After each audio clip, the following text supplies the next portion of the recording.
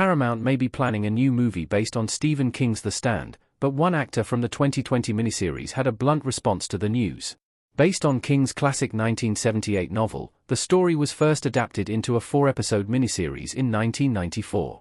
A later, 9-episode remake, featuring an all-star cast led by James Marsden and Alexander Skarsgård, was released on Paramount Plus in December 2020 but received decidedly mixed reviews.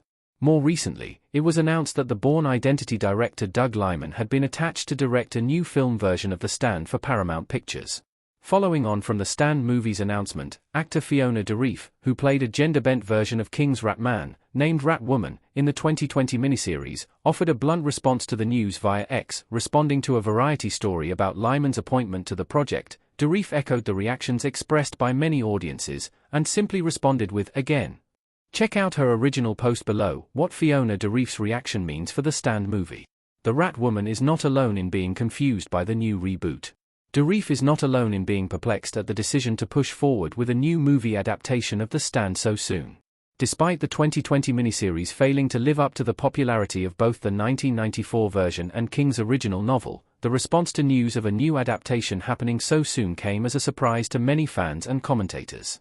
While audiences are not unaccustomed to King's books being rebooted multiple times, there was at least a 26-year gap between the first and second attempts at adapting The Stand, and many people have also suggested that it is far too soon to reboot the property again. What makes this decision even more perplexing is the effort that King himself placed into reworking the somewhat divisive ending to The Stand for a third time via the 2020 miniseries.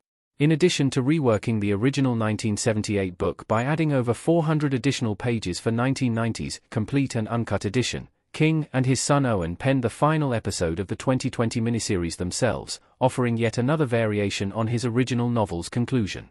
With yet another remake on the horizon, audiences may begin questioning whether they may also find themselves presented with a fourth alternate ending. Our take on The Stand's movie reboot. Stephen King reboots have not always fared well.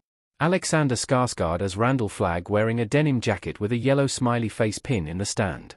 While audiences are often eager to engage with a fresh take on King's books, not every reboot has succeeded in recapturing their original appeal.